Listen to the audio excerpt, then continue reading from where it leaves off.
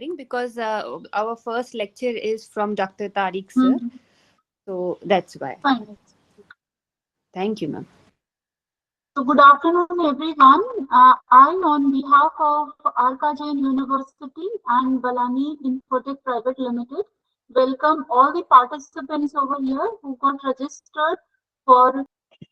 Yeah, so this is about academic integrity and ethics, importance in teaching, learning, and research.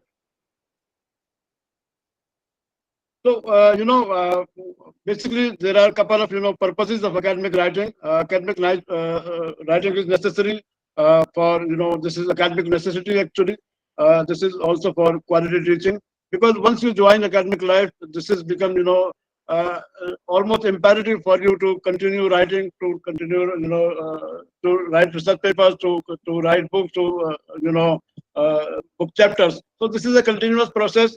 Academic writing becomes integral part of your life once you work with the university as faculty member, as professor, as assistant professor.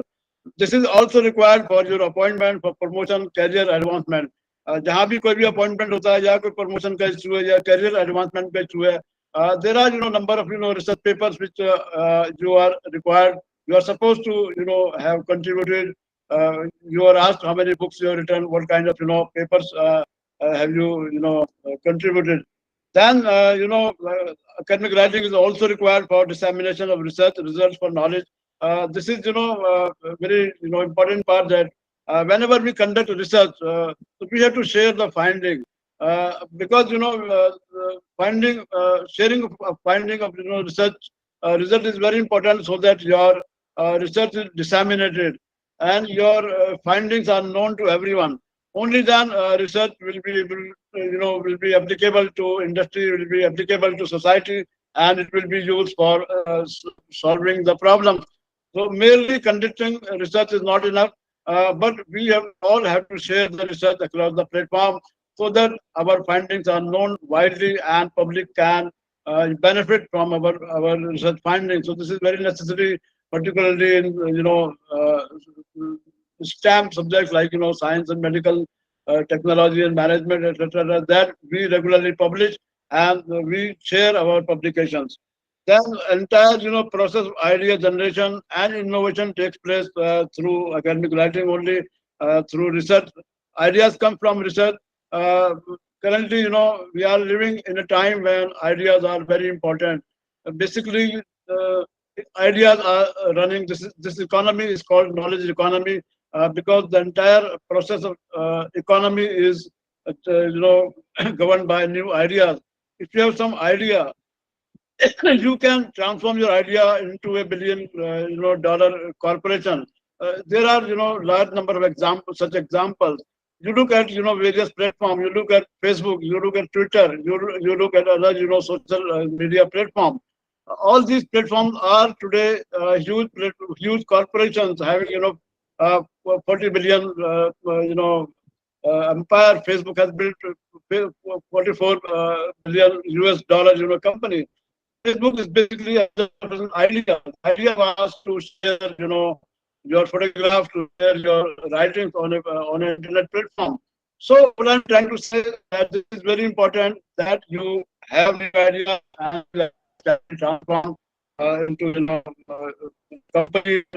Many companies can submit to your idea, like Ola and Uber to the sharing, taxi sharing, taxi platform. So these are results of some ideas. Somebody came with this idea and transformed this idea into a corporation. So these ideas come from knowledge. The ideas come from research only. So this is very necessary that we regularly write. Sir, your voice is breaking. Well, so why research is important for academic institution? For academic institution, research brings visibility and recognition of academic institution, national and international ranking, funding, accreditation. So for universities like Jain University, this is important for their visibility, for their recognition among their peers institutions, for their ranking, and for also for funding and accreditation purposes. So research output, if you have more research output, then you will get more funding and more, your ranking will improve. So this is necessary for universities, to produce good quality research regularly. Then what are the challenges? There are a lot of challenges in academic writing. We must know the research tools. Then selecting the right high impact journals. So this is also important to know which are good quality journals where we can publish, and so that we have good impact, good visibility. If we publish with high quality journals, with high impact factor journals, then it will our research output will be more effective and we will get more recognition. And the last challenge is sorry to interrupt, but the slides are not moving. So kindly. My voice is not reaching. Yes, a voice is coming. Sometimes it is little breaking, but we could hear you, but the slides are not moving. Slides are not moving. Yes, sir. Slides are frozen, sir. It's on the first slide itself, on the first page, academic integrity and ethics. So it's on the first slide.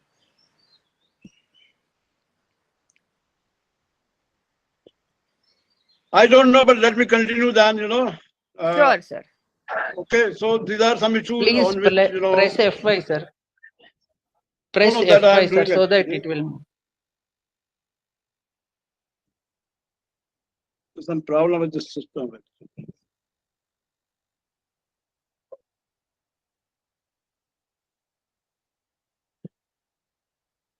Okay, now, if we talk about India's growing research landscape, then India is world's fourth in research output, but ranks ninth in the citation. So this is very important for all of us to know that India has vastly improved its research output during last couple of years. Now it is fourth, and citations Sir, are sorry to interrupt you. If you stop slide share mode, then also I think we will be able to see at which slide you are. Because talking about, we are going to cover in our session. I'm sharing my screen. My presentation is here. At any given point, if there are any issues, please let me know. Kindly unmute. We will be talking about the very important topic. One thing that I wanted to open before my time comes is COEP guidelines, Committee of Publication Ethics. So I wanted to open that, and I'll just do that here. So we have, okay, so now this is on, and before my presentation. Good afternoon, I'm Dr. Nikita Vanjari. Thank you so much for providing your valuable time. We are here for research ethics and academic publication. What Tariq sir was trying to say was building an efficient energy between us to understand the importance of this particular topic. Sir was highlighting about how India's research output is in the 4th position, but when we go for publication, we are in the 9th position. So why there is lack with the research output that we deliver and with the academic writing output that we deliver? Of course, everything comes down to publishing. What we are going to see in this particular session, current e-resources for research. Now, when I joined PhD to up till now, there is a certain time period of 8-9 years. And in between these years, the electronics resources have boomed. At least I have seen a transition between printed version. At that time, printed journals used to come. But now they are least required. Everything is online. There used to be post delivering the journals, but now everything is on the internet. So to understand what are current e-resources, who could tell better than the publications and the dealers of those publications, who could tell better? So we are here to guide you through all the current e-resources and especially highlighting all good products. academic writing skills. Academic writing, which Tariq sir also highlighted, is a very important process of finding, analyzing, evaluating the information, then planning, structurizing, editing, and proofreading. After all of this, there is assessment by our university also, and then it is accepted.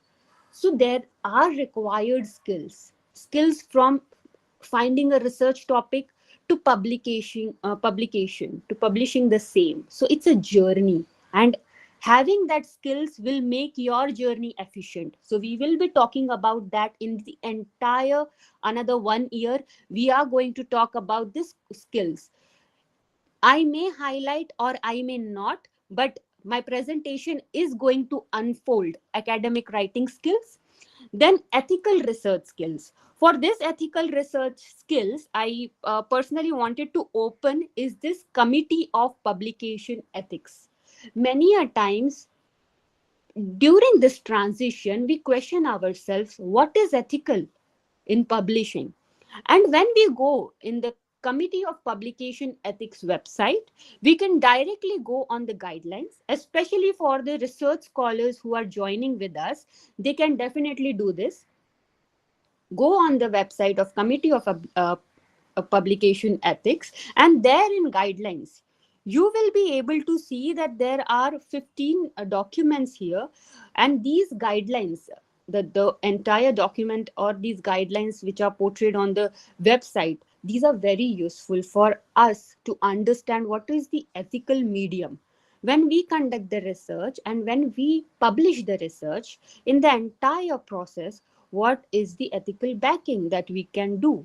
So editing, peer review, editorial board, managing relations, cover what is ethical research all about. Of course, I highlighted the website, but in my presentation also, the tools and the process that we are going to follow is again going to highlight ethical research. Stay connected with Balani Infotech for any question and queries. Now, there is a subject research methodology which is going to talk about the academic perspective when we talk about publication or conducting research. This is our perspective. Balani groups, I have been in this particular area after my PhD. So what are those bridge between a scholar and between working in a publication background? What one can give back to the scholars? This bridge I'm going to talk about. Balani Group, we are leading library and information service provider. So we work with all the peer-reviewed publication, all the prestigious publication with good impact factor. We support them for having the groundwork of people, talk to libraries, if there are any question and queries. So we are this third party that assist them in doing their job and support them. However, we also exist here from 30 plus years. And this is our visionary's idea, Mr. Kailash Balani, our managing director, who started from print books. Sir is also a big visionary. I also learn a lot from Sir. He started from Aditya Books, slowly transitioning to e-journals. And currently, we are talking about e-books, e-journals, magazine. Sir also has music education. So from 30 plus year, when we are in this particular field, there is a lot to share. So certain glimpse of that I am going to talk about. Current e-resources for research. What are current e-resources? What it include is the electronic medium of sharing. When we talk about e-resource, we need to access them from our computer. Before starting scientific communication, before going any further, I would like to highlight here anything that is stored in electronic form in computer. We are considering it as e-resource. It contains journals, we know very commonly e-journals. It contains e-books, e-magazine. There are electronic versions of magazines, very informative. Theses and dissertations are also nowadays in electronic form so that they can reach to the larger people. So thesis and dissertation now are also uploaded in electronic. There is newspaper, electronic newspaper as well. We have referencing sources in electronic form. So many more. Every version that helps in academics is in electronic medium. Now these e-resources are very beneficial to use. They come with a particular costing. So when in particular product or a resource, e-resource I'll be talking about, these are subscription based, comes with a certain cost and can be accessed. Now once we pay the cost, many a times those are IP based, and many a times I must say they can be accessed from anywhere using username and password. We will see the differentiation between IP based and using username and password to access this resource. Then there is another product called remote access, with which you can access this particular any kind of resources from anywhere. So if you have remote access subscription, then you will be able to access all the e-resources from anywhere. So that kind of power electronic sources hold. If we talk about earlier time, if any particular book somebody was acquiring, we will need them to return it to the library, then we could use that book. So there was lot of demand and the supply was less. But now because of electronic medium, lot of supply, everybody can access them. Nobody is getting hindered by the not availability of any kind of resources for their education. These databases are advantageous and utilize the academic excellence. When we talk about e-resources, when we talk about publishing, we talk about that individual's academic excellence and their academic output to the society. So I can just go on and on about e-resources. What these e-resources are encompassing are communication, scientific communication. So basically, there is various modes of scientific communication. We are highlighting today is the very important mode, that is scientific writing. To communicate our research, it's very important now. With coming time, we can see the scenario is changing, how compulsory it is for every individual to publish. Publishing gives certain entitlement to that individual that your research is worth sharing. Very common and largely used medium for the same is writing, because you're writing, with your writing, you're reaching larger audiences. Other way of communication can be during our conferences, where we share poster, we share paper, our speeches that we do. Like today's session, I am reaching to 100 plus participants. So this is again different mediums of scientific communication. Today, we are again doing scientific communication. It holds. But if I am writing, then writing is then published and it will be there to reach larger audience. So writing plays a very important role, and very broadly, I have divided into two parts for our clarity. Primary communication, first-hand information. Secondary communication, I would say second-hand information. When I'm talking about second-hand, it does not mean anything that it is not valued. Like primary communication is value. We are not talking about the worth. We are talking about the originality.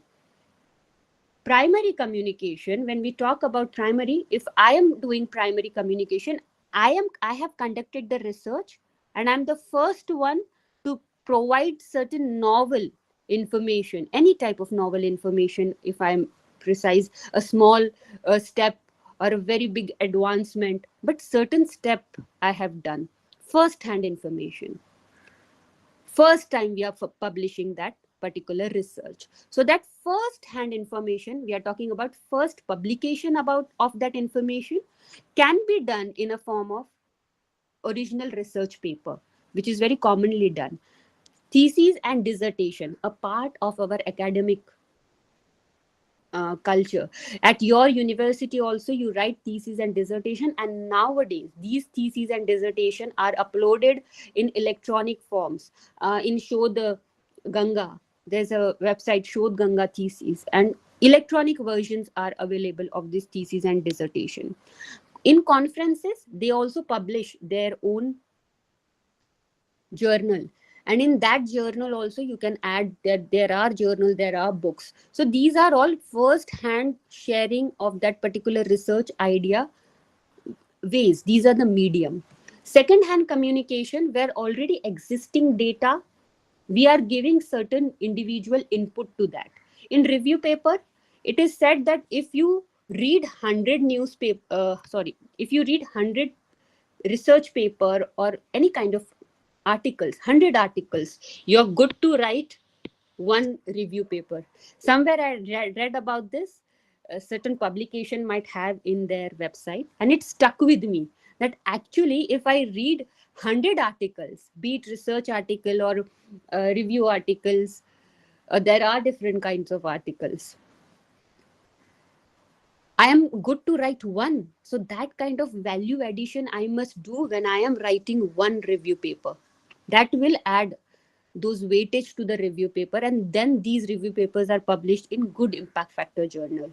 Then review. Literature review is again a very common part of our thesis and dissertation, and we all have done that.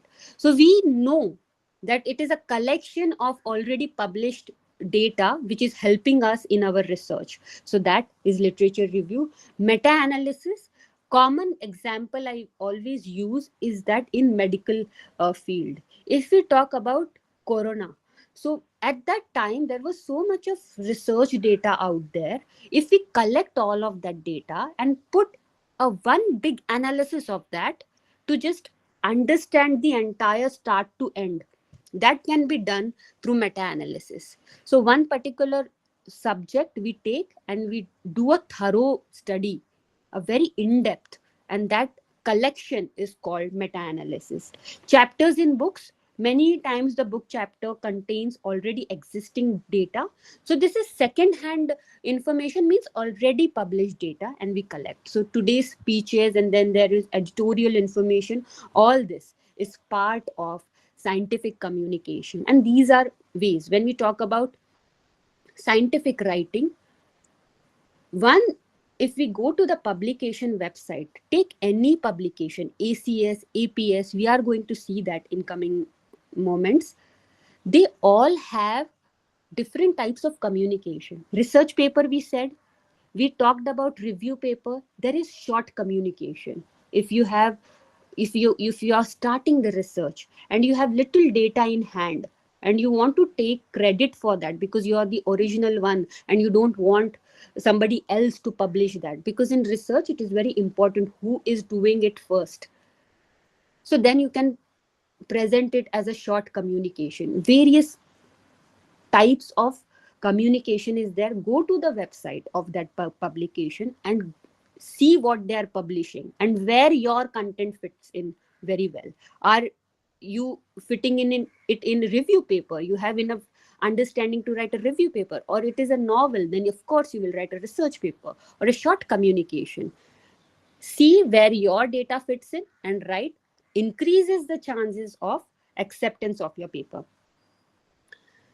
Tips for writing research and scientific communication. Now these tips comes with the going through different webinars from the publication itself, and somewhere I have collected this, and I find this very impactful, especially for the research scholars.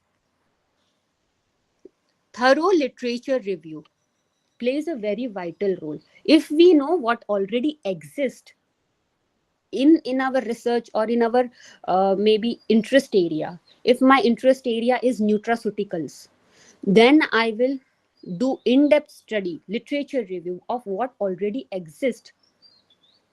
so that I am suitably writing about what does not exist. I know what does not exist, and I will be able to write about that. And it is important to highlight peer review database. We will also see what are peer review databases, so that our scholars do not go into the trap of predatory journal. So definitely we are going to see that. It is important to conduct your research and publish your research in peer review database.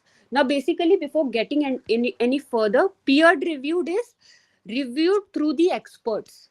If I am an expert in a specific field, like I come from chemical technology of oils, oleochemicals, and surfactant, so I am a specialized in that particular subject area. I will be little taken aback if something of mechanical engineering comes to me. So specialized in that particular field, they have reviewed. These databases are peer reviewed, and we need that kind of expertise. Making outline of your research idea, it is very important to do the outline process, because it refines the clutter. If we continuously follow these steps, it is easier for us, nothing else. If you want, you can do the process, because in my PhD time I used to make folders day wise, and that brought a lot of clutter.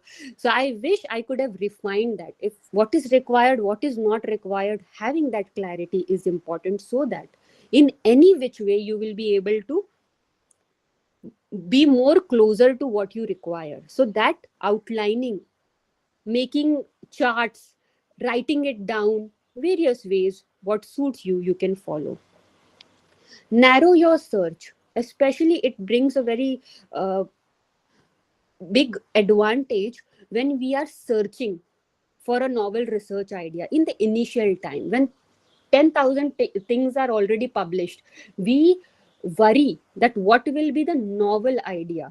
At that time, finding what interests you, then narrowing it down by conducting literature review, of course, will help you find the novel research idea. What can also help is understanding the knowledge gaps. When we read a research paper as well, everywhere, I won't say everywhere, but many papers include what are the uh, difficulties, or what are the challenges. These challenges for us are something called knowledge gaps that we need to overcome, and what in which we areas we can work on. Be concise. Small little words make impact, we all know that. And being concise, because every paper has a length, these number of pages. Abstract has word limit, so being concise is important. Being organized, and organization can be brought by following the protocols of publication. IMRAD: introduction, methods, research, and result and discussion. So the basically in R it stands for result and discussion. We all know that any particular research paper will follow these guidelines, so that is important to maintain or be organized. Use a simpler language. At least I am among those people who understand simplicity. If something is complicated, I feel I may be not, well educated about that. So I better go for a simpler version first, so that I understand it, and then I'll read that article maybe. So simplicity or simpler words always connects with the larger audience. Don't complicate it. Because why I'm saying that, if you want other authors to read your paper, and not just read, use your research content in theirs, if they are doing a research in that field, and at the same time your citation increases. It's just not about writing it simply so that people will read. It's about making an impact in research, in science. So the work that you have done will be used by others, and you will receive citation. Your academic growth will be accounted according to that. The more we are confident in sharing by oral and poster, nowadays every other students are very confident, because oral and poster are the part of academic culture. 7-8 years before, it was optional. 10 years before, I am sure there were a lot of introverts or hesitant people for doing oral presentation. But now every other one is confident, and make sure you do it very often. Why? Because we receive valuable feedback. Every research receives certain feedback. Maybe in terms of criticism, it enhances our work. Many a times, I have seen people be very secure. They don't want to share their work, feeling that it will be copy pasted. It's okay, but sharing, especially in research, being open, you will be able to receive feedback, and this feedback will help you strengthen your work, so that when you go for publishing, at that time, there are experts who are going to review it. They will be, at that time, you will find it more easier to publish it in comparison with others. Quality over quantity. Once you have gone into the flow of writing and publishing, quality over quantity will come into picture. Should you publish less number of articles with good impact and good quality, or you should publish a large number of papers by just giving your little ideas or little research, and then dissecting it so that you would receive a good quantity of papers under your name. So what matters? It will definitely have an influence over your H index. Quality is about, for my first paper, this is my paper number. Year, in which year it got published, it does not matter. The paper is 1, the citation should be more than 1. So somewhere it should be 10. I received good number of citation. I received citation when other authors included my work in theirs and gave me reference. So when they added my author's information, my paper in their reference section, that's how I received citation. My second paper also received good number of citation, 11. My third paper received somewhere 9, but still more than the paper number. My fourth paper received somewhere 5, still more than the paper number, but my fifth received 4. So that's how my citation H index will be 4, like this. So your H index will be accounted depending upon the quality of, and that quality will be decided by the citations in general. So citation also, we have here a reference to the source within the text of the document.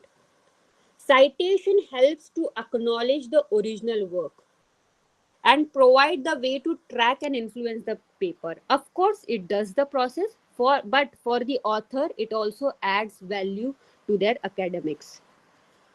Citation provides brief information in MLA, APA, Chicago, Harvard, Vancouver. Many a times publications also have their own citation format. ACS will have their own citation format. Publication also has, or many a times this generalized citation format are followed. What are the citation format? Nothing but they covers the author's information. What is the author's name? What is the title of the paper? From which journal the paper is? Which volume? What are the page number? Basic information, but particular style is followed.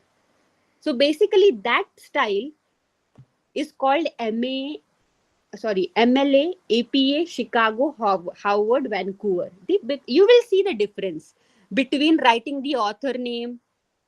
The commas are different.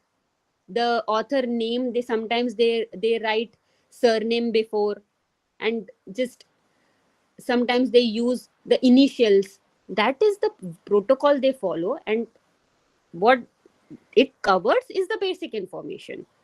So that way, many a times I used to get scared by the referencing style. I used to find it a certain complication. What is this comma? How they are writing the author name? But now I'm more free. I don't get intimidated by the referencing style. I just feel that it's okay. It's containing the basic information. Along with that, there are reference management softwares which will help you put your basic information in the particular format required.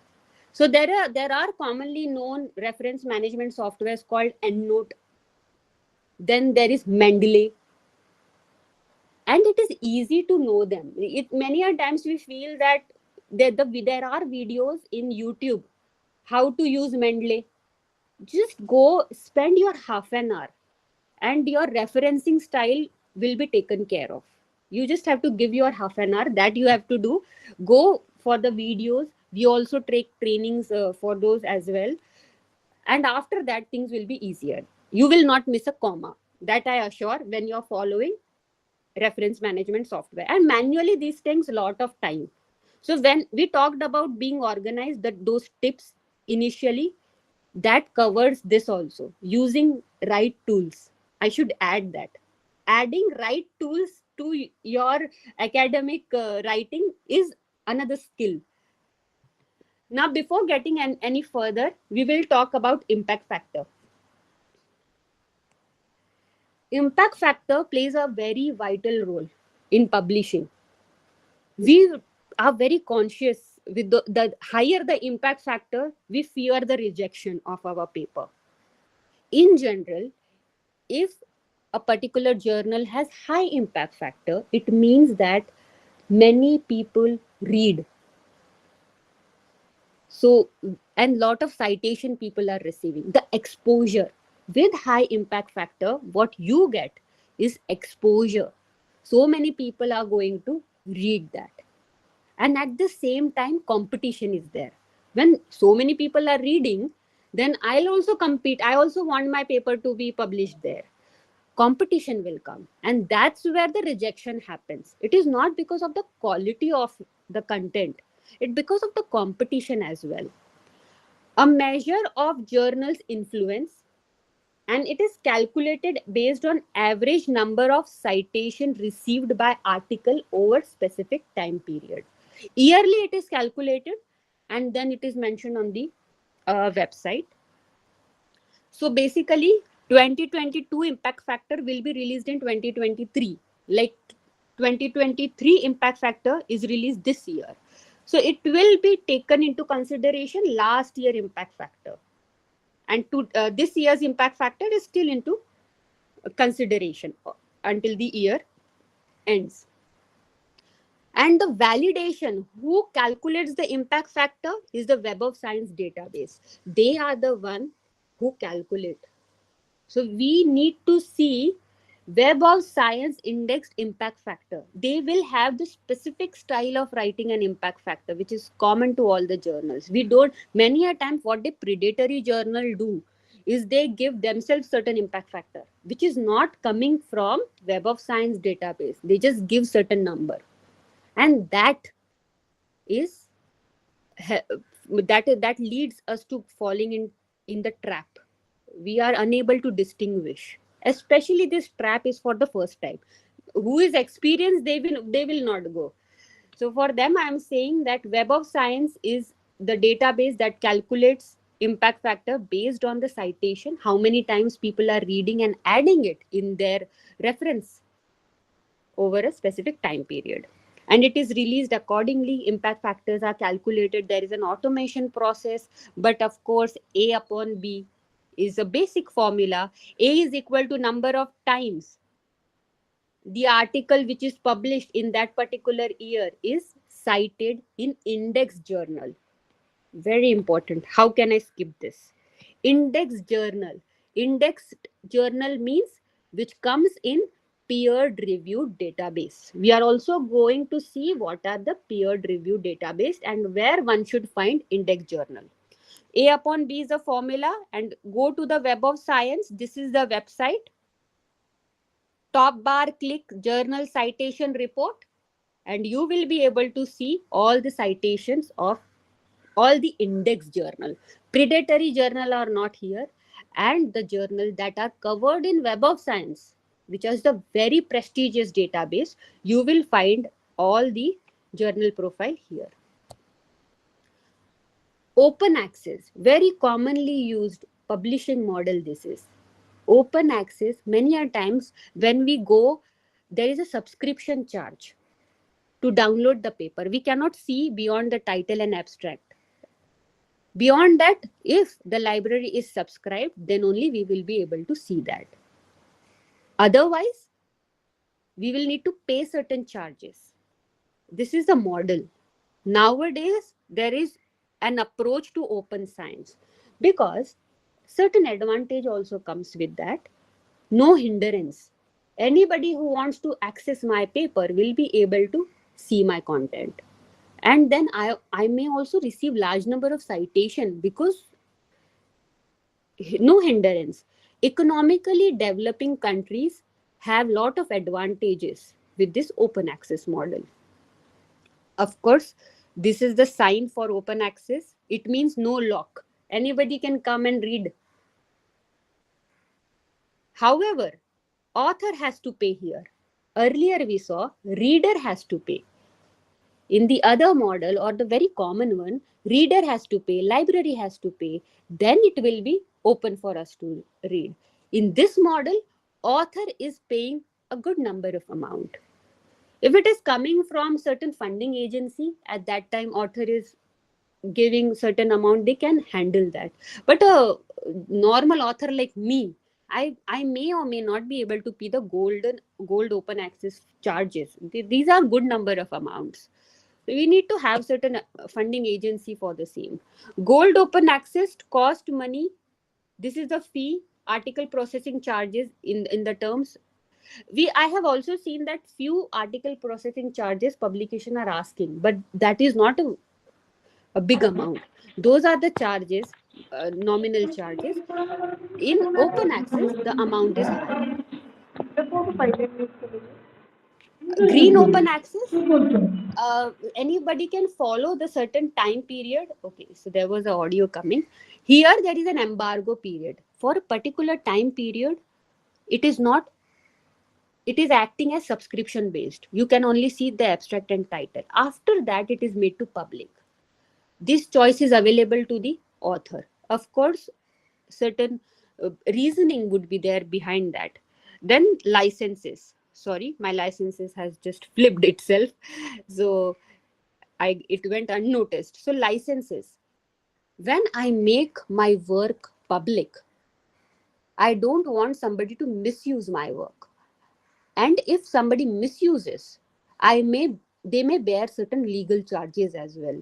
And that advantage I get by adding this license. So there are different type of licenses in which, like, common license is CC license. It means you are free to reuse the work as long as you mentioned who made it. Means you have to give the original author credit. You have to add their name in the reference section. That way you can use it. So this kind of licenses are there. The more you want to use the licenses, more regulations will be there. 4 steps of manuscript writing and publishing. These steps is going to help you build your skills. It is not that the work is going to happen itself. Definitely adding to your skills. What adds to your skill is knowing about the publication and database. There is a slight difference. Publication publishes. It publishes. Database collects, stores the information. Storage. So database is a collection of different types of publication. And in publication, subject-wise, it publishes different articles.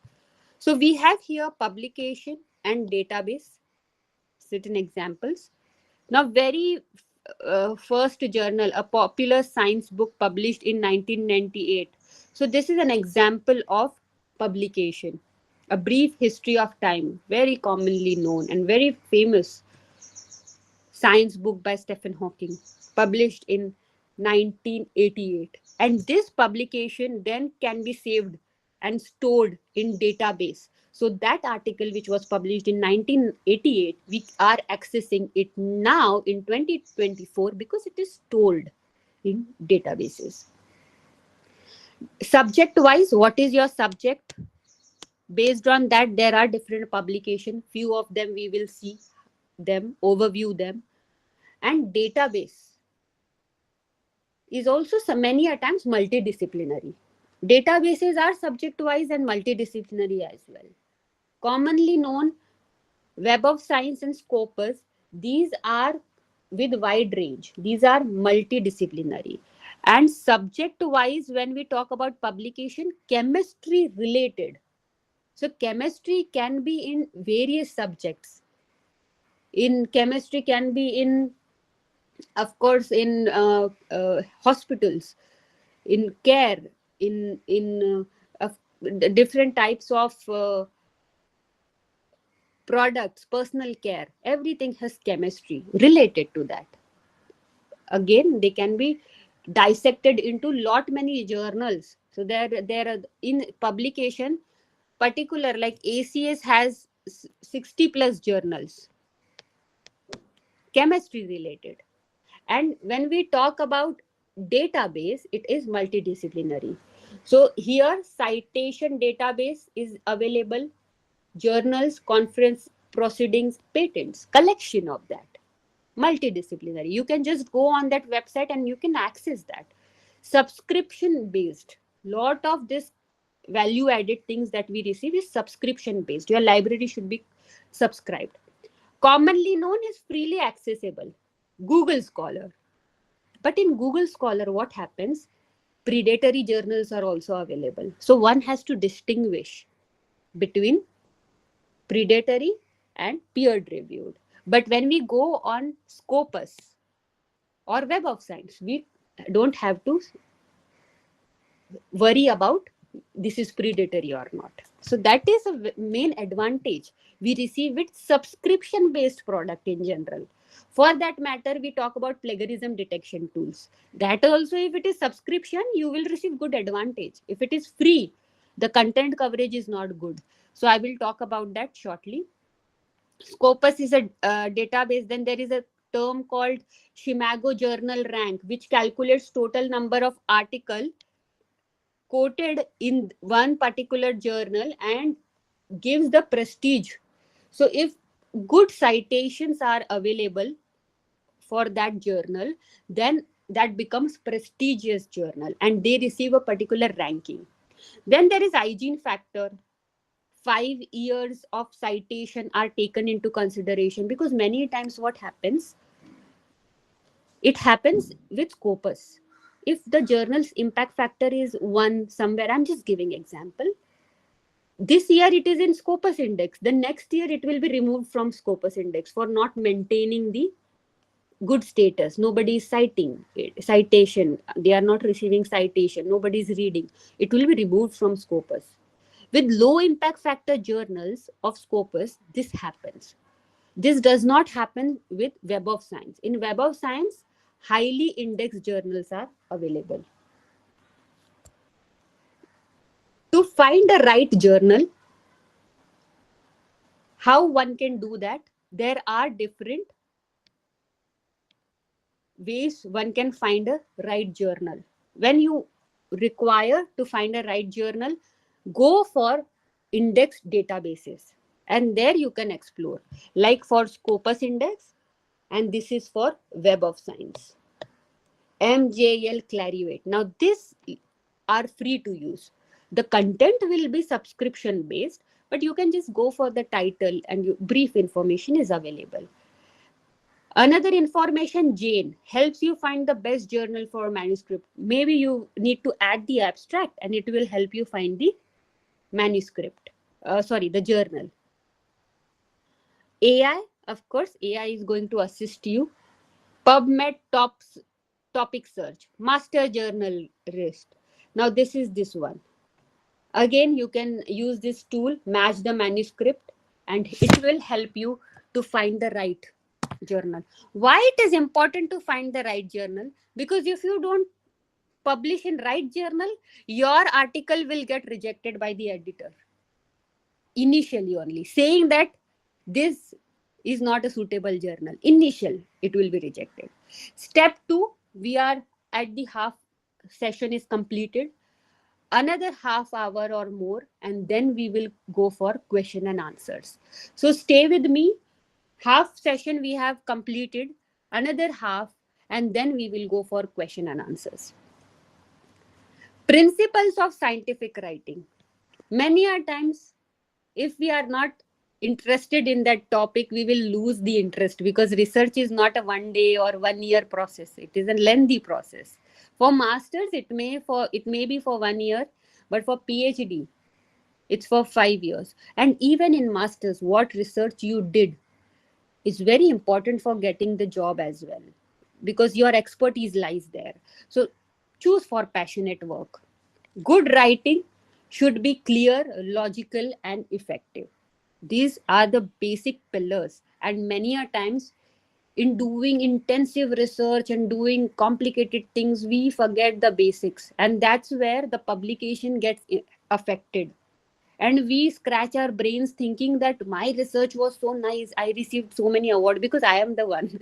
I also struggled for this. So that's why I'm sharing from my experience that I used to receive a lot of poster awards, but for publication, my papers used to not be very easily selected. I was like, where I am wrong? My research idea received good accolades, good poster awards. For publication, I used to struggle. It has to be clear, logical, and effective. Another is, you will not be able to write good if you have not read a lot of content. So during your literature time, literature review, or your initial period, read a lot, have a lot of content, so that when you write, the words will flow. If nothing is there to flow, what you are going to you have to be very tense. It will be a stressful process. To avoid the stress, read a lot. Polish your first draft. When you have the first draft, polishing. Never submit. Okay, I have written it. The first draft, polish it. Various ways are there to polish it. There are tools which we are going to talk about: English communication, Sciflow, drill bit, that will help you polish it. Another way, share it with your colleagues, your guide. They will give you feedback, and then it will get polished. Write in an interesting manner. Interesting is engaging. We have to use that. Now, predatory journal. You can see two examples. This is the original. This is predatory. How cunningly nowadays, because lot of free websites are available. So everybody is very easily able to make cloned website.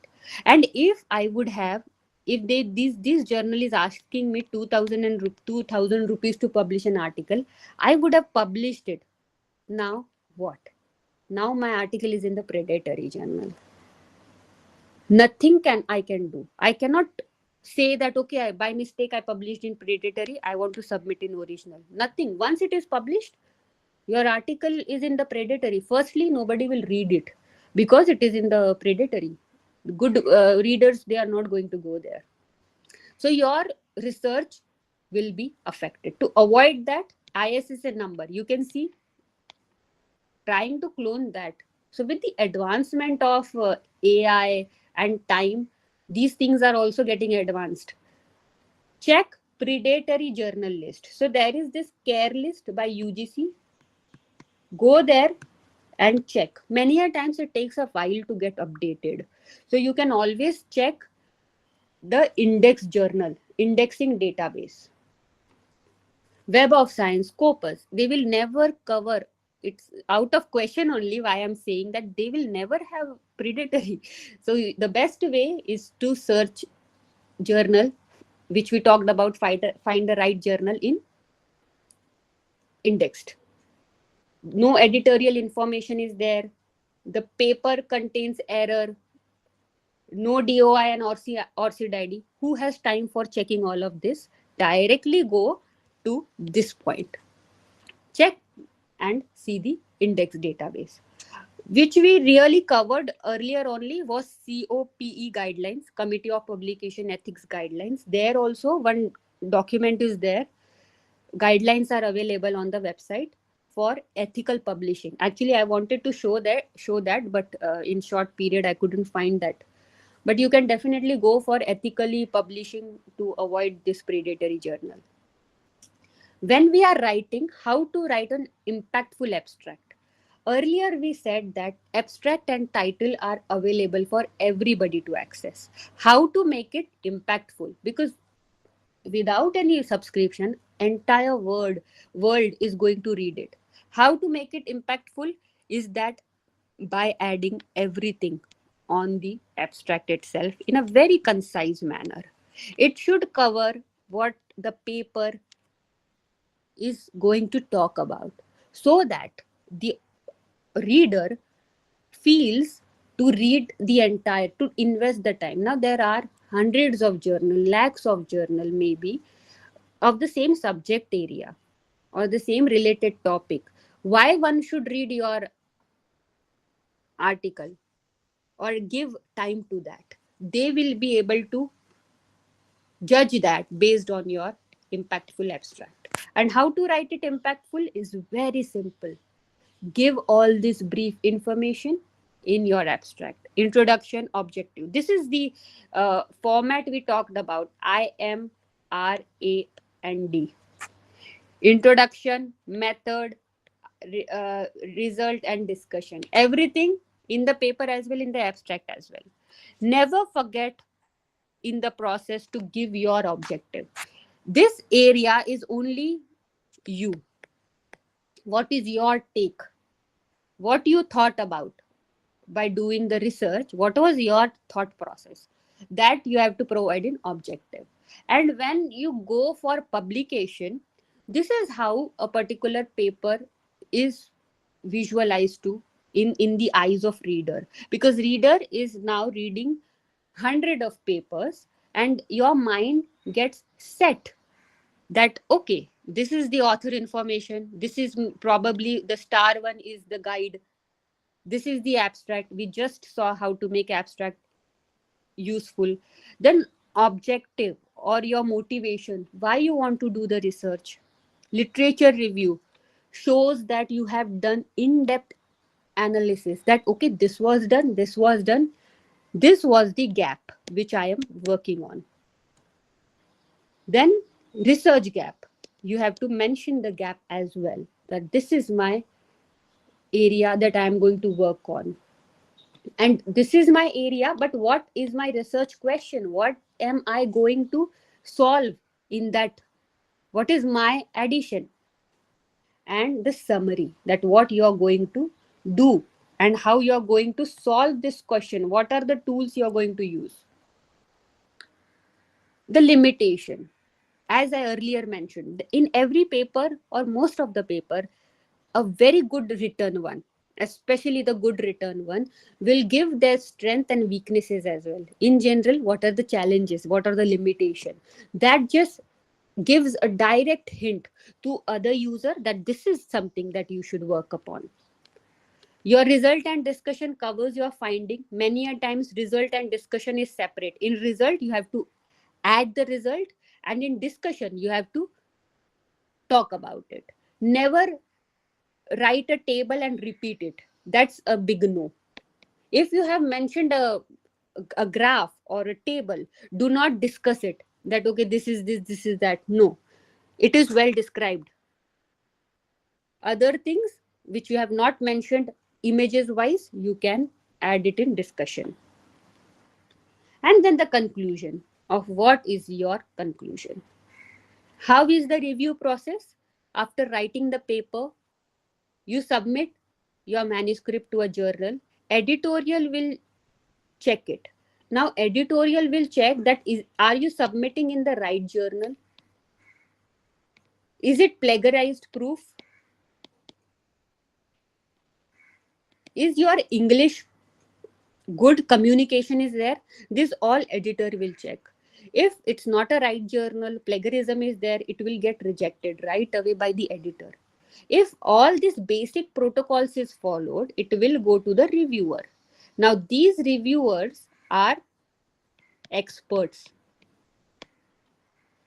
After going from expert, either the experts will ask for certain revision or it will get rejected. Even after rejection, paper gets rejected if they are not satisfied.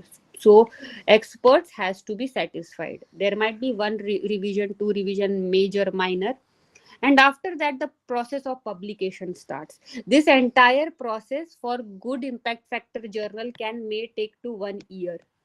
And that is why we know how much important it is to publish time wise. It is going to consume your lot of time. Using tools will help you increase your chances of acceptance. AI nowadays has been a very big advantage, but not to misuse. Here I would like to only tell that completely copy pasting from ChatGPT is unethical. Why unethical? Wherever your creative individual input is not there, it is unethical. Copy pasting unethical. What is your input? Like that, your creative input should be there, otherwise it will become unethical. Copy pasting, and there are tools, AI tools are there. If copy pasted, then it will count it in plagiarism. There are separate AI detection tool. And I must say, for writing, if you are using tools for writing also there are various tools that also comes in AI. For writing you have to do it on your own. So still, taking assistance is fine, but if your text is coming directly copy pasted from AI, that is not accepted. It is not ethical, especially in scientific communication, until UGC comes up with a tool saying that okay, you use this tool and that is accepted. Until then, we know that we are not advised to use it copy paste from there. Essential research tool, I say this because this tool, if you use, helps you subscribe to it. But having known that these are current e-resources available to you for your utilization, Sciflow helps write and publishing. To simplify that, how you can simplify? It gives you a well-defined template. You can see an example here. I will like to sum up saying every publication, every journal has their own format, which I actually skipped. During editorial process, your paper also is checked for is the format followed or not. So is it in right journal you're submitting in the right journal, plagiarism, English. Lastly, which is very common out of other factors, is format is according to the journal's guidelines or not. If not, paper is rejected. Nobody is looking into the content. To avoid that, we have this Sciflow. Many a times your university, ARKA University, will have a thesis template as well. Thesis guidelines, that your thesis should be this, page number on the even side, odd side, the university name should be here on the upper side, bottom of the page. All this, one template is there. You can upload a template of your university here, and student can start writing in that template and then convert it into Word and submit it. Similarly, every journal has their own publication template. At the bottom of the page you will see that what are the author guidelines. If you go for publishing, in author guidelines there is this template, and we have to write according to that. This For example, abstract should be 250 words. After introduction, the format of heading should be like that. The text, the font, reference style should be a particular way. Everything is in this template. You have to just write and then convert it into the Word and good for submission. So this way you will be very precisely writing in the format. And the very important aspect, which is the format, even if your university thesis you don't write in the format, it gets rejected. Format is important for journals. And then there is an option of collection. For books, the format is available. What advantage these tools give you? Sciflow, you can log in and make your free account and explore this.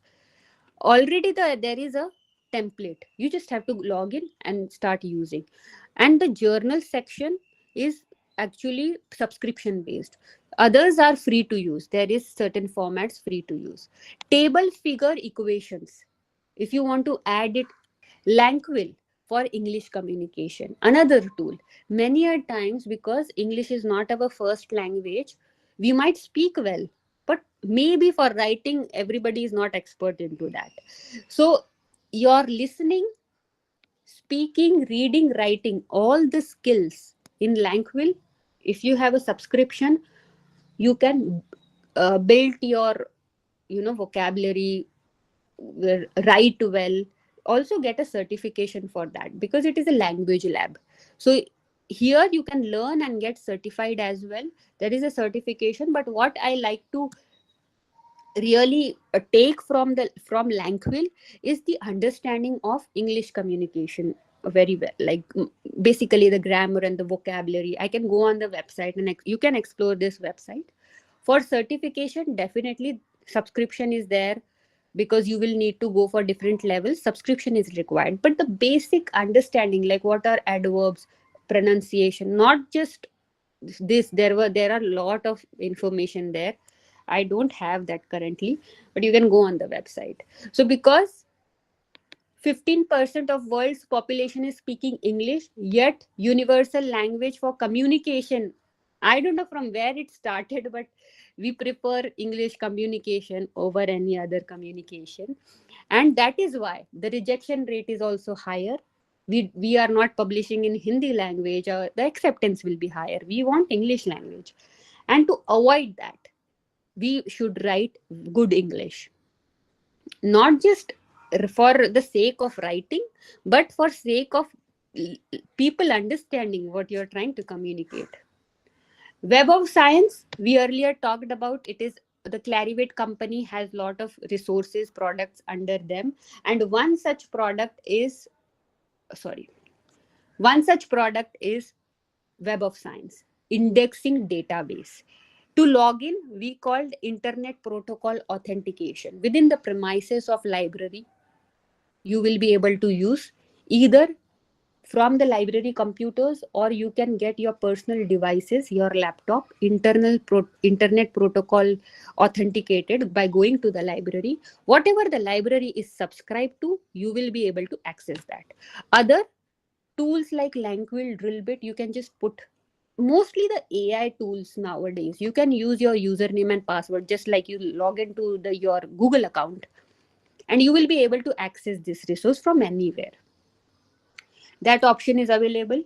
Web of Science is a very good indexed database, top prestigious. 99 of 10 best global universities are relying on the reports of Web of Science. Means whatever the journals, means from Harvard, Oxford, whatever we think about the top one are in the race of publishing in Web of Science. We talked about reference management software. Reference management software, EndNote. EndNote is the one that will help you, and now this is a patented by Web of Science as well, help you style the references in MLA, APA. Also, there is Web of Science Academy. Lot of my initial understanding of publishing, because I also came from scholar background, so a lot of my initial, I understand it by the trainings and webinars conducted by the publication itself. You can also sign in. There are certain courses that are free for the users, and you get certification. That is the main thing. You get certification and an understanding from the experts of the best of minds. So one can log in, and online training is there for conducting research with integrity, because today's session is more like encompassing everything, but very precisely in depth. If you want to go, you can go. Next, going on to ACS. We have another few more minutes, and then we will be concluding the session, so stay with us. ACS publication, American Chemical Society. What I want to showcase here, that every publication, we saw earlier, publication and database, the difference. Now, every publication has different diverse portfolio. Like, what does different diverse portfolio means? This is chemistry related, but chemistry can be into agriculture. It will can be into food, biotech, pharma, everything. But we are seeing the subjects are differing. Education, electronics also covers chemistry. So even in that, for me also, it was very nice to know that electronics is also covered. So that kind of in-depth subject area is covered by any publication, and this will also help you understand that when you are looking for a right journal for publishing, you should always check what is the chemistry related subject or any specific that you're looking for. They cover healthcare, material science and engineering. Who would have thought electronics also has chemistry related subjects? But you can find it. They have a lot of 60 plus 65 plus journals. Open access, hybrid, means also mix of open access and subscription based together, hybrid journals. Every publication has a publication center. What you will find here, what is the topic that it covers, very important. You can also see what the journal has already published to be very confident that okay, I can publish here. Then author guidelines. In these guidelines, the main thing that they cover is, you know what, the template, the format of the paper. For that, which I showed you, Sciflow, that will help you write in a proper manner. And selecting the journal. Another highlight that I want to do is Chem Archive. Now, Chem Archive, pre-print journal. I hope you know them. A lot of you may know. For those who don't, pre-print journal are available. Means what they do before publishing. What I always talk about was going to colleagues and author for feedback. On a larger scale, what you can do, upload your research article or a review paper, whatever it is, in pre-print journal. Before publishing, upload there. You will be assigned properly, the identity, because nobody wants plagiarism of your content. So that kind of authorities you will get, but it will be available for feedback from the experts. And now once you get those feedback, you rectify the paper and then go for publishing in a good impact factor journal. So those preprint are available. Royal Society, ACS, all these 5 societies are together to make up Chem Archive, and that way you can always explore this option. Preprint servers. Chem Archive is of ACS, but other preprint servers are also available. Just search for preprint servers. Means before publishing, you can upload there for valuable feedback. Every publication has lot of offerings. Now, this is also a free course. This is also a free course. This is subscription based, but if you subscribe, what it is going to give is a scholarly communication guidelines where you get articles from the expert in a digital manner, help you build the publication understanding as well. It can be a part of a course module as well. But as an author lab, reviewer lab, you get 1-2 hours of free course. You can sign in and make use, especially during publication. When the time is right, you will definitely be directed. And that is why I want to show here that publications are offering free sessions, webinar courses, and those are available for engagement and value addition. Then there is another for physics journal. Every journal has their own open access journal. Archives are also available. Journal archive, especially library, when they want to subscribe, they also subscribe according to journal or archive. What archive? They hold previous data to storage of data. So it is, journals are actually current publications. No, many a times current publication, which journal you want to publish currently, but what is already published comes in the archive section of the journals. This star one are open access. Others are subscription based. It means everybody, the readers, can read the full text from start to end without any problem. Again, American Psychological Association. This is a one other journal. What I want to highlight here is that when you log in or go on the website of any journal, you will find this advanced search option. This option is very important. You might see when you do Google search, lakhs of articles come. 0.00098 seconds. You type just a search for a one topic and there will be lakhs of articles in within seconds. And now you have to scroll down. But with the help of advanced search, you will be able to find the right content in shorter time period. So to basically refine the search, you can refine the search from lakhs of articles that are containing in that particular publications. Publication also, we can use a synonymally the word database, because it is covering so much of lakhs of articles, so it can be acting as a database. Nothing wrong in calling this as a database as well. And to search from that particular database, search terms using this fields will help you search from that database. Why we are calling database? Because it is a collection of different resources, and every journal is doing that. Academic writer, it is a tool for writing, like Sciflow I showed, but this is more for APA style of writing. American Psychological Association, very common. Even for referencing, we saw APA style because it's a very prestigious journal. APA style. In Sciflow, it was more generalized, and even APA was included in that. There are books, videos are there, indexed records. This is for all the publication. They will cover indexed records, referencing, bibliographic. Some of them nowadays are covering videos, but journals and books are the part of that. Another such journal, very well known and highest impact factor journal, science. Sorry, after nature, science is coming. So one of the highest impact factor journal, science, is a part of AAAS.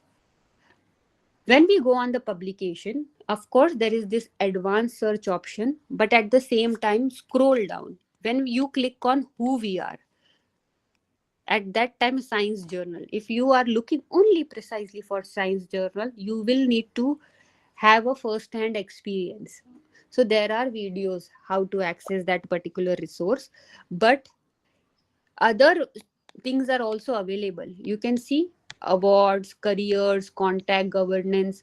But if as a scholar, we mostly go for directly searching for the journals. And here, this is the very highest impact factors, and other 6 journals are available. For mathematics, SIAM is very well-known journal.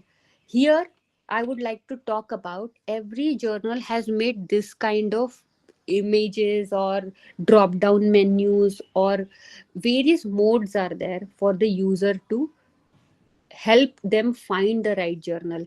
If I click on data science, all the books and journals and content, to be very precise, all the content related to data science will open up. So when you go for searching, always use these kind of uh, login things that they have made on the website. Of course, what journals are also offering is news, conferences, programs, and resources. Few of the programs we just talked about, the free courses that are available. Project Muse is for social science and humanities, because even in ARKA JAIN University, so much of offerings are available, from law to engineering. So I am sure that lot of resources the participants will be able to connect with. Project Muse is for social science and humanities, where books, journals, and publishers are available.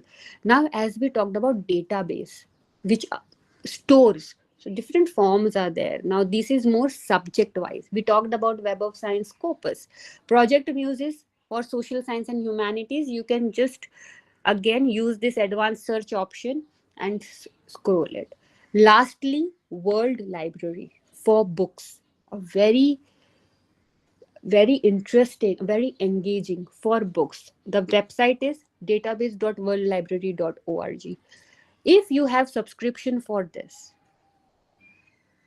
books from across the subject area, from across the fields, not just engineering or the subjects, but millennial books, which are the first copies, and many such books are from 1,000 years, that is also available on World Library. So such is the power of e-resource, that a book which is 1,000 years, how could I reach a book in America? I can't go into the Library of America right now. With the help of e-resources, I can just do that by one click. And using this filter options always is handy. We talked about advanced search. Advanced search actually is using the filters, any title, publisher, keyword, and this is called Boolean search. So Boolean search is a logic operation using and or none. With using that, here there will be another option of and or none. You can do multiple searches in one. So these are all logical operations. Stay connected with Balani Infotech. We saw certain technical difficulties. I hope my session was covered without any audio video problems. Thank you so much for your support.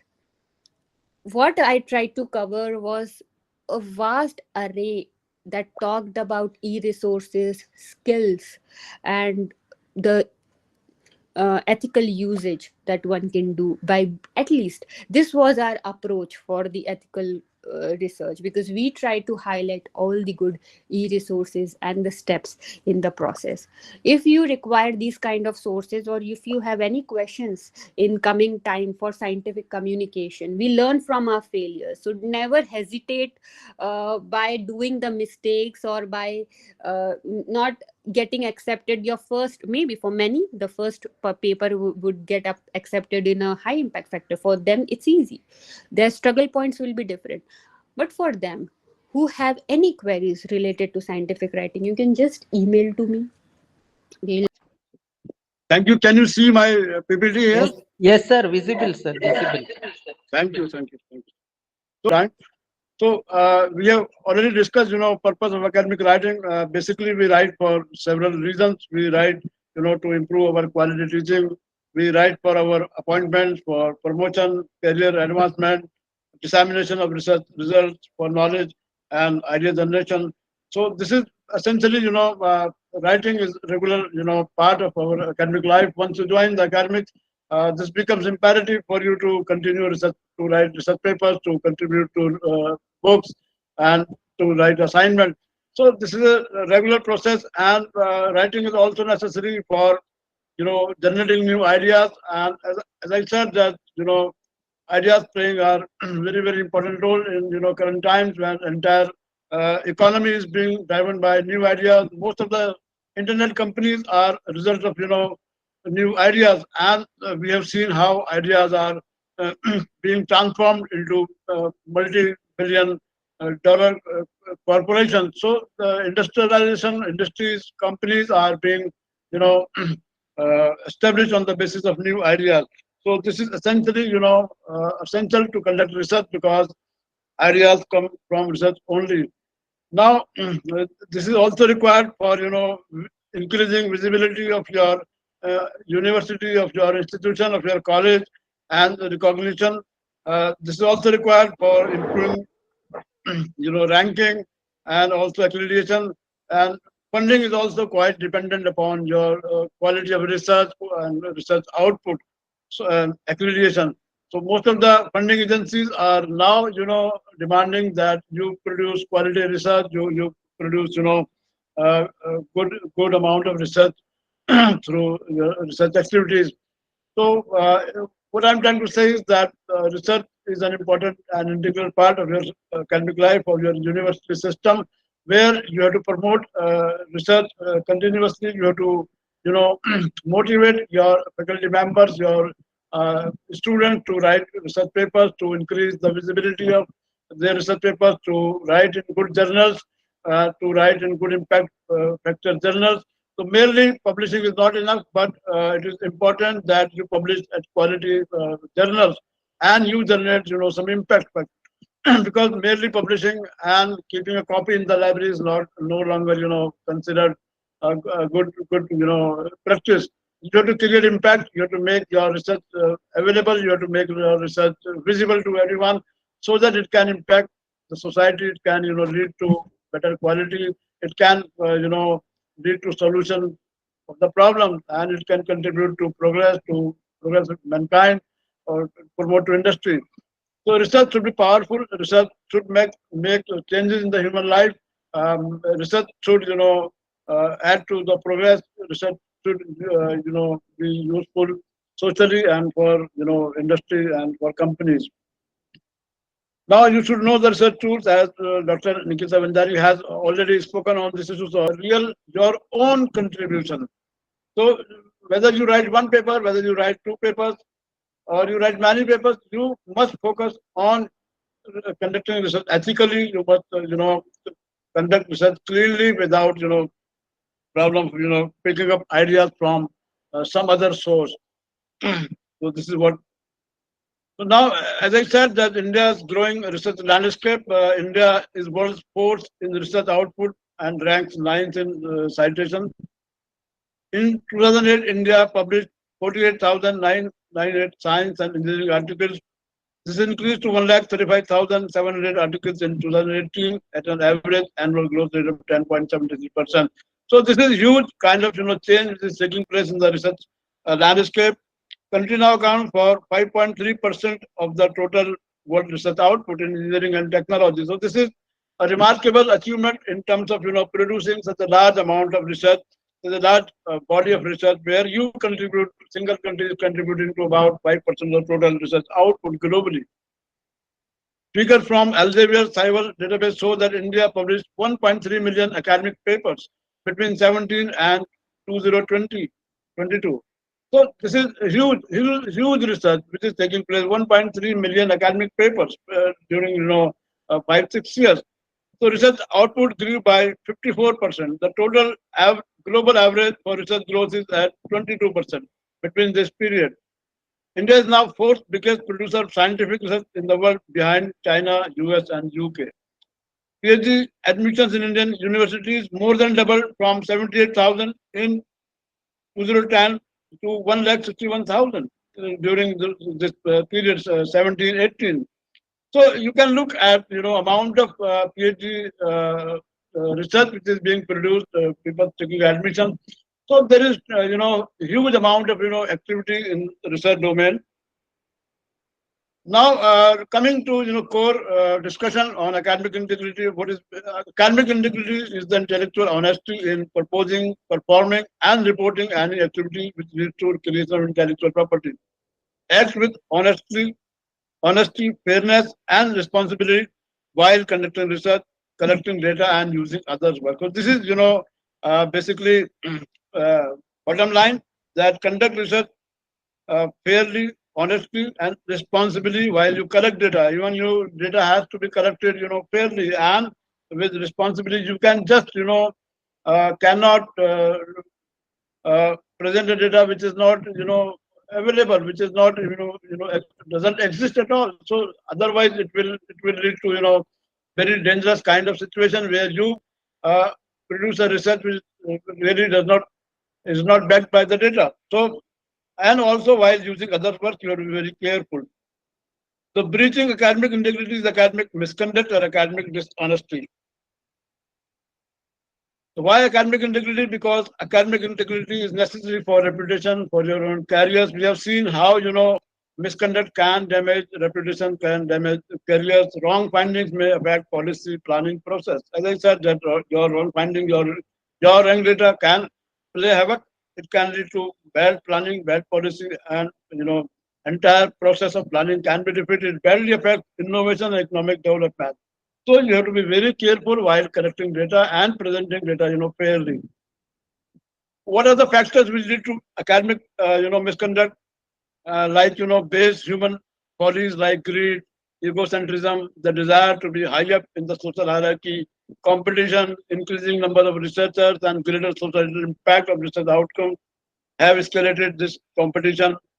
Claiming priority, since research output is owned by researchers, claiming the discovery to claim ownership is natural. So these are, some psychological reasons, some, individual reasons which sometime, lead to academic misconduct. We always try to, produce something new, and there is, huge amount of, competition to, there is a huge amount of pressure also from institutions, from universities to produce research, to write papers. So under this pressure, sometimes, misconduct can take place. So what are the, core components of this? This is falsifying or making up research data, copying text ideas from others' work without giving due credit, unauthorized use of confidential information in connection with one's own research, failing to present data that contradicts own previous research, overlooking others' use of flawed data or questionable interpretation of data. So, I mean, you look, even this is, academic dishonesty. If you overlook others' use of flawed data or questionable interpretation of data, so you have to be a responsible researcher, and you must, uh, should not overlook if somebody has, indulged in this kind of, practices. Changing the design, methodology, or result of a study, publishing the same data or result in two or more publications. This is also unfair practice where you publish, uh, uh, your research papers simultaneously into two, publications, uh, inappropriately assigning authorship credit. This happens very common. You sometimes involve your friends, you sometimes involve your, supervisor, or your, some your peer, without, his contributing to the research, withholding details of the methodologies or result in paper or proposal. So this is also important that you withhold the details of the methodology, what methodology you have followed, how you have conducted the data. If you withhold this kind of, information, this also is unfair practice. Dropping observation or data points from analysis based on gut feeling that they were inaccurate, publishing old results as new findings, very, very common. Failure to inform the editor of related same paper that the author has under consideration or in press, not revealing conflicts of interest that could affect the interpretation of the finding, use of selective or fraudulent data to support a hypothesis claim. So these are, common kind of, practices which sometimes, take place, and this amounts to research misconduct if somebody can, establish that this kind of, activity has been conducted by a researcher. So this is all categorized as misconduct and is covered by judicial regulation. Cite the references clearly. This is very important that you cite the references wherever you uh, have taken the data from, accurately reporting research findings and abiding by research policies, using information appropriately. आप सब जानते हैं, this is, being reported widely in the media these days, how, cases of plagiarism are being reported from different institutions and what kind of, uh, damage it is causing. So copying words or ideas from someone else's work, giving incorrect information about the source, buying, stealing, or borrowing assignment. This is also, a practice which sometimes takes place. Buying, stealing, or borrowing assignment, even stealing, borrowing assignment, experiments, results, etc. Using ideas of someone else without crediting, reusing an existing published paper. So reusing an existing published paper in a different journal, including translation. So this is also, a very, unfair. This is also misconduct where you publish a paper by translating in some other language. So publishing same paper with translation is also conduct an academic misconduct. Now, coming to copying, what kind of copying normally takes place? I will just, speak on this. So this is literal copying. Literal copying means reproducing a work word by word, in whole or in part, without permission or acknowledging. So what you should do in this case, make sure that you fully acknowledge and properly cite the original source in your paper. So this is, solution. We all have to copy sometime in support of our hypothesis. This is, very, very common in scholarly communication, that you have to go back to, old research. You have to conduct what is called literature search, literature review. When you conduct literature review, you have to, cite, you have to quote from lot of old papers, old findings in support of your new research area to finding the research gap. So this is common to copy actually. This is not something which is does not exist, but copying in support of your research is allowed, but you have to only make sure that you fully acknowledge and properly cite the original source. That's all. Substantial copying. Substantial copying can include research materials, processes, tables, or equipment. Substantial can be defined as both quantity and quality of what was copied. तो ये बहुत होता है. कभी आपने ये बहुत बार ये सवाल सुना होगा. बहुत लोग पूछते हैं समटाइम यंग रिसर्चर पर्टिकुलरली कि कितना अलाउड है, कितने रेफरेंसेस अलाउड हैं, कितनी कॉपिंग अलाउड है. This is very common question. कितने हम रेफरेंसेस दे सकते हैं. तो now you have to answer it. What is your answer is ask yourself if your work has benefited from the skill and judgment of the original author. So this is the answer. That whatever you quote, whatever you copy should benefit the research. You should give references as many you want, but these references should benefit your research. Only then it will be useful. Otherwise you'll be writing a large amount of references without benefiting the research hypothesis is basically a bad practice. The degree to which your answer is yes will indicate whether substantial copying has taken place. So this is about substantial copying. Paraphrasing. Paraphrasing is basically reproducing someone else's idea while not copying word for word. इसमें word for word copying नहीं करते हैं. इसमें क्या करते हैं, language change कर देते हैं. So you change the language, you don't copy word for word. This is called paraphrasing. Even paraphrasing is considered plagiarism. Please kindly note. Paraphrasing is a sort of plagiarism where you have just changed the language, but the idea remains the same. वो किसी ने कोई finding करी है, कोई बहुत research finding है, some idea generate किया है. You have picked up that idea and change the language. So this is again a bad practice. What you should do, paraphrasing is allowed, but you should cite the source. Make sure that you understand what the original author means. ये भी बहुत जरूरी होता है. आप कई बार paraphrasing कर देते हैं, लैंग्वेज चेंज कर देते हैं, आपको ये पता नहीं होता कि आपने इसको सही से इसके मीनिंग को भी समझा के नहीं समझाया, का मीनिंग बदल जाता है. ये बहुत होता है कि आपने लैंग्वेज चेंज करने के चक्कर में क्या करा, आपने पूरे का पूरा उसका मीनिंग ही बदल दिया उस पैराग्राफ का. तो this is also very dangerous kind of activity which can mislead the researcher, further researcher.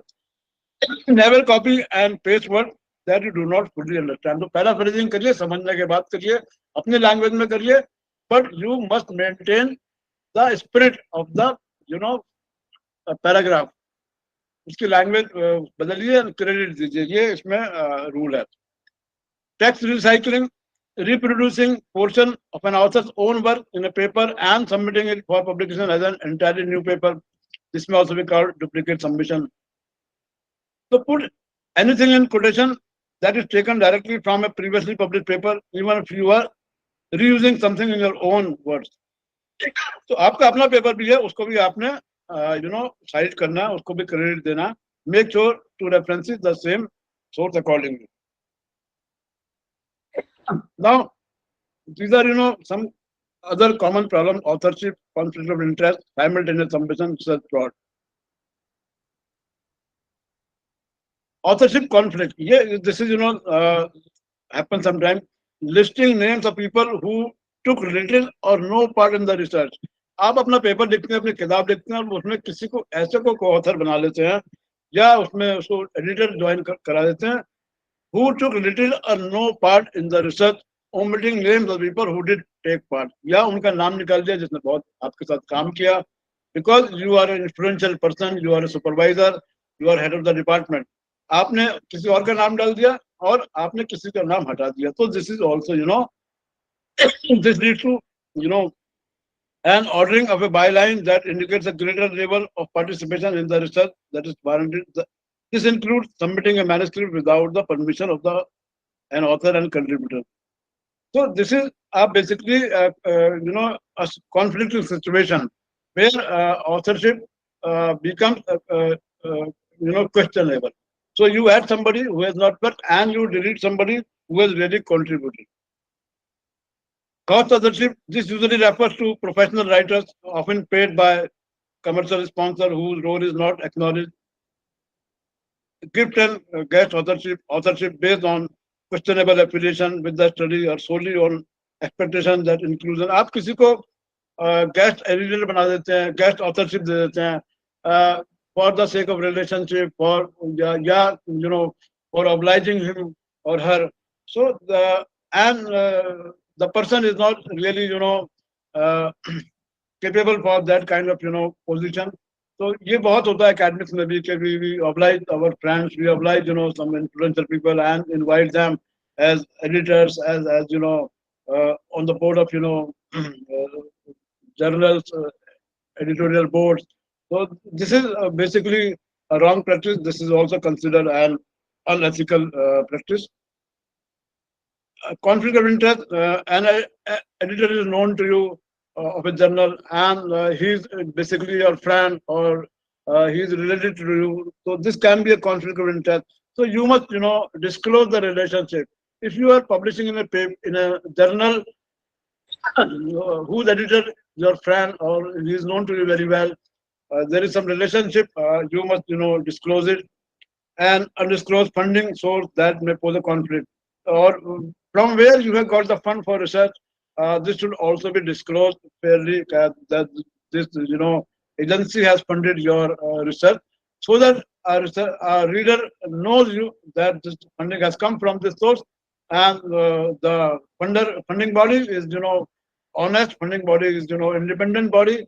It cannot lead to any bias in the research finding.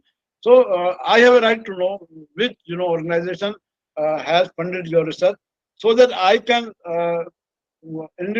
I can verify the independence and the quality of research on the basis of the reputation of that particular agency.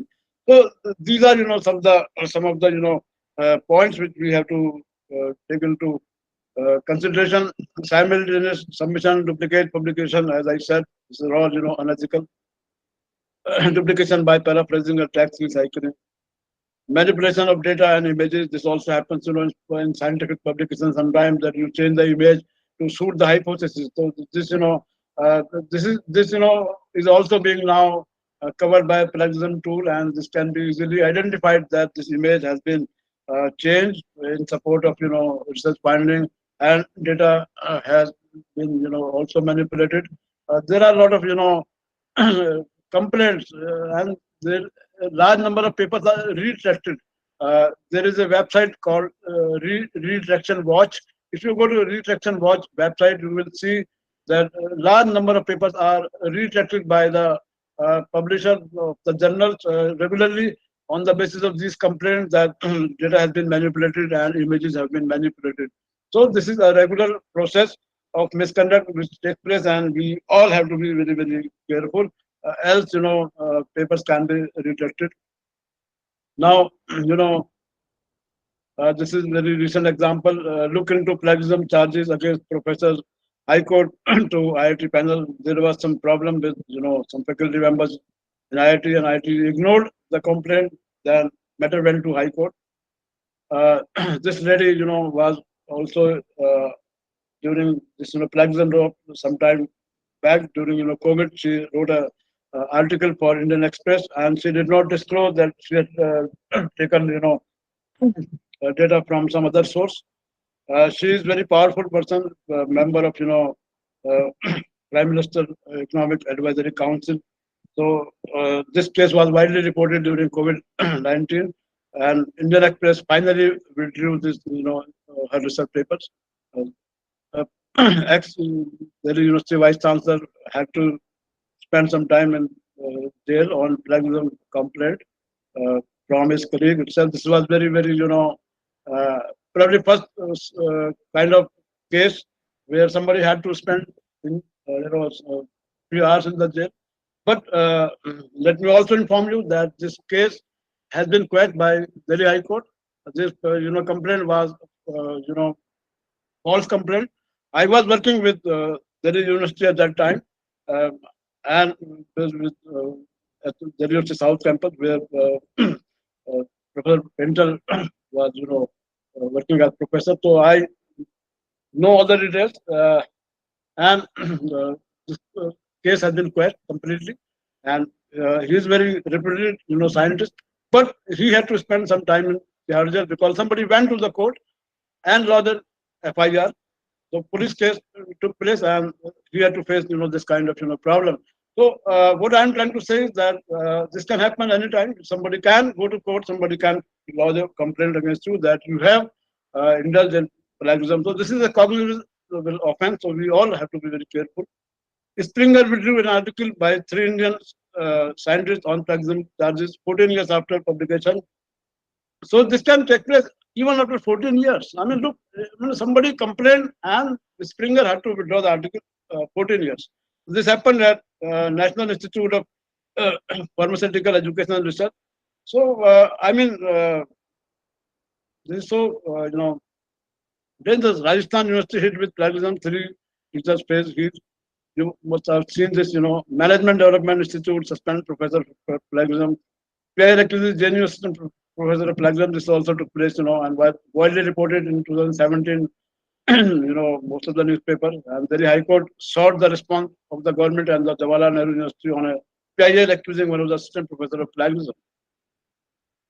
Chetan Bhagat accused of plagiarism, court stalls sale of his ideas. So this is a very widely, reported case where Mr. Bhagat, who is very known, author and almost a celebrity, he was accused of stealing ideas for his novel. So even somebody can be accused of picking up ideas from some existing work.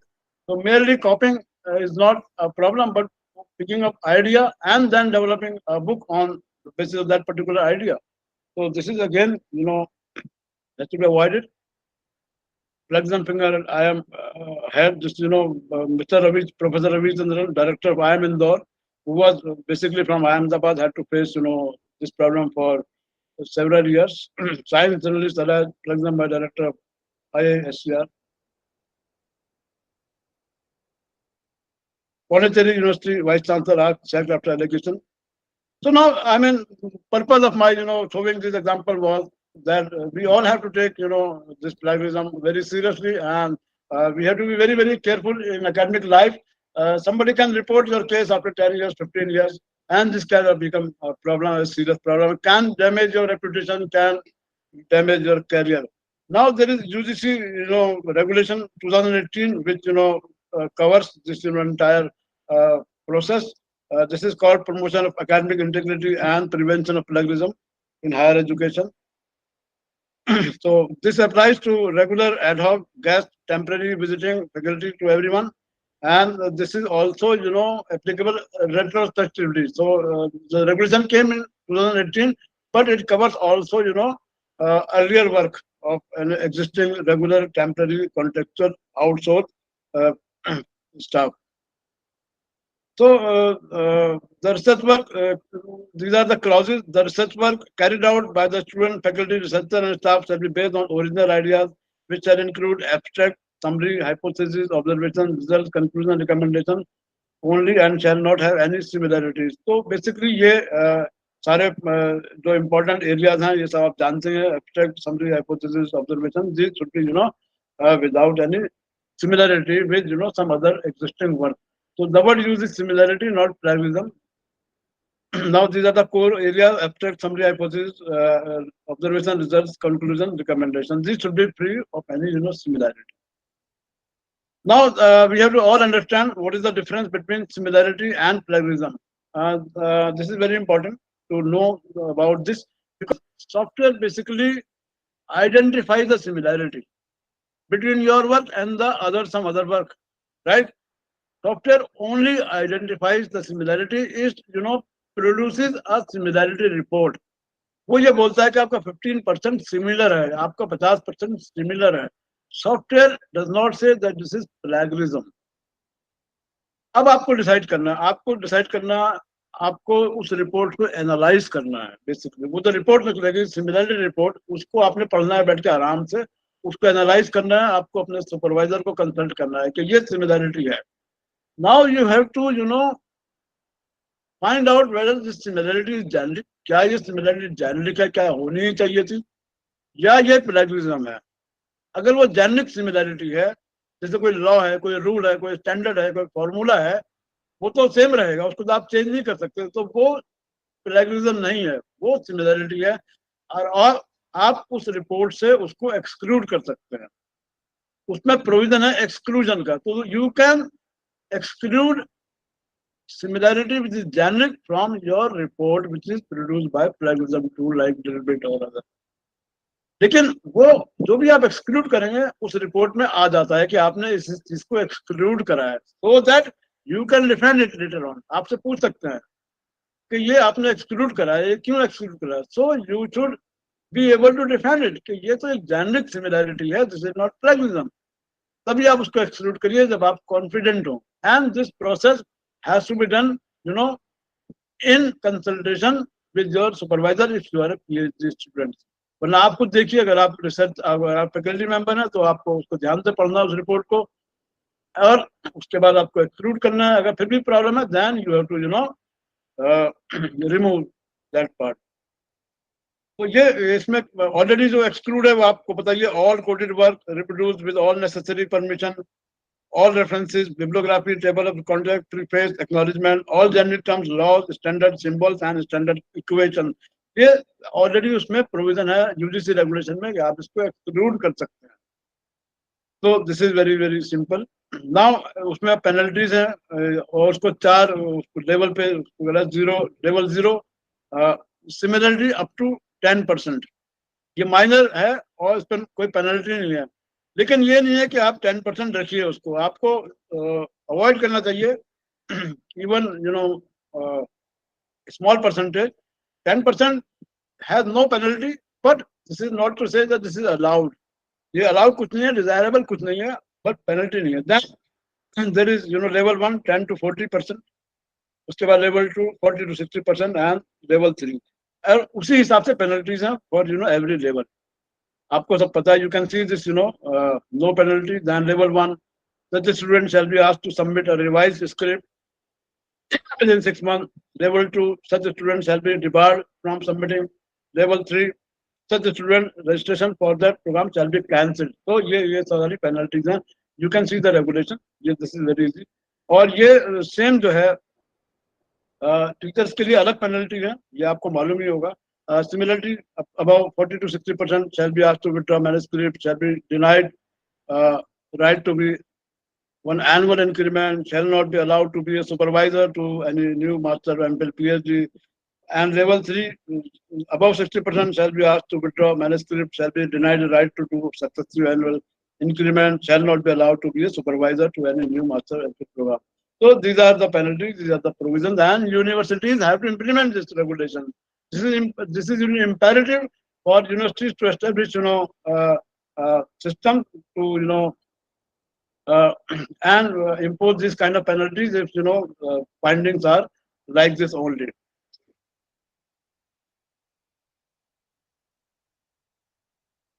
Regulation shall come into force from their notification,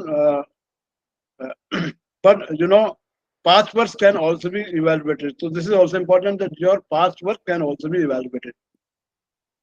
Now there has to be a departmental academic integrity panel for every department, for there has to be a panel which is of this is the composition, chairmen and members, senior academician, a person with best anti-plagiarism tool like librarian, and head of the department। So this is the composition, and every department should form this panel। So this is essential UGC regulation requirement। Then there has to be one institutional academic integrity panel। This is also requirement, and university or colleges have to establish with chairman, pro-VC, dean, senior academic, and these members। So this is the composition of 2 panels which every university, every college has to establish to look into these kind of complaints। Universities receive regularly complaints। I was working with Jamia Millia Islamia as university librarian a couple of years back, and I was member of the panel. So there used to be regular complaints, and committees used to uh, you know examine these complaints and then arrive at decisions. So this is process has to be fair, of course. There should be good, knowledgeable, eminent people in the panel so that they are not vindictive and they don't take unfair decisions.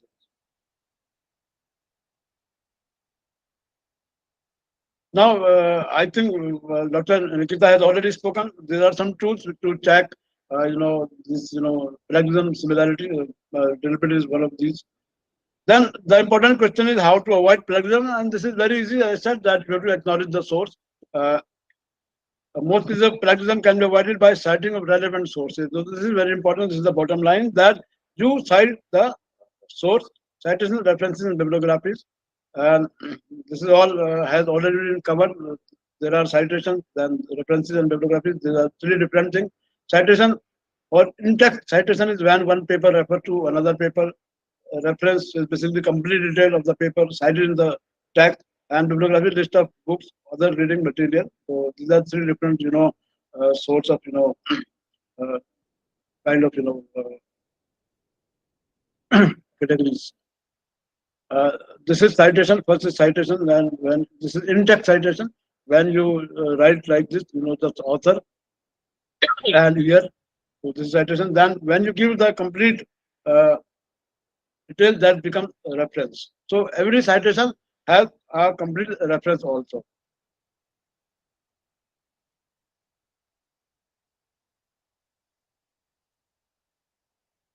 Now, these are some of the standards. Madam has already spoken. American Psychological Association, Nature, IEEE, Oxford, Sociological Association, Modern Language, which you can use in your references. That depends upon journal to journal. Journal, every publication has different policy.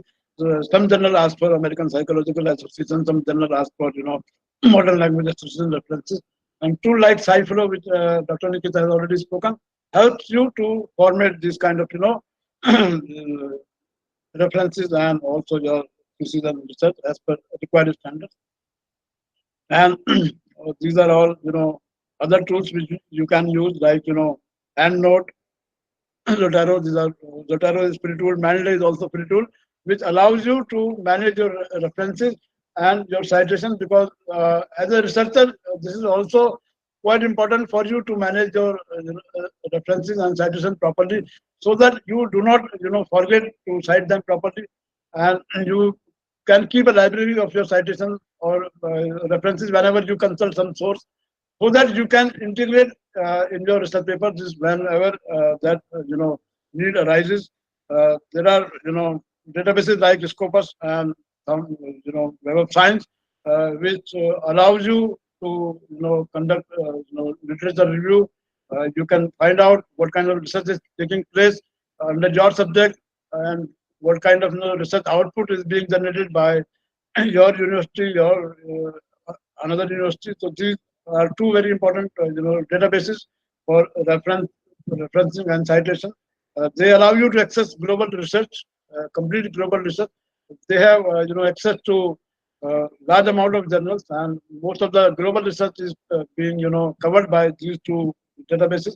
You can access complete global research if you subscribe to Scopus and Thomson, this Web of Science. Scopus coverage is larger because Scopus covers more number of journals than Web of Science. And if you publish in Scopus, then you have more citation because it covers larger amount of journals. If you publish in Web of Science, then it will generate lesser amount of citation because it covers some lower amount of journals, but only very reputed and quality journals as claimed by Web of Science. So these are some of the tools which can help you while you conduct research to get references, to know who are the top authors, who are the top research trends that are taking place, which are the top research institutions where research is taking place, how much JNUs uh, output of research, how much DU is promoting generating research output, what are the citations, who are the top authors, which are the funding agencies. Even through Scopus and Web of Science, you can know which are the top funding agencies which can grant money for your research. So these are very, very important, tools, Scopus and Web of Science, to help you in conducting your research. Banday is a free tool which allows you to store your references as per style, and also to use these references during the writing of your research papers or so that's all. These are some of the issues which I thought I should share with you to clarify. Thank you very much.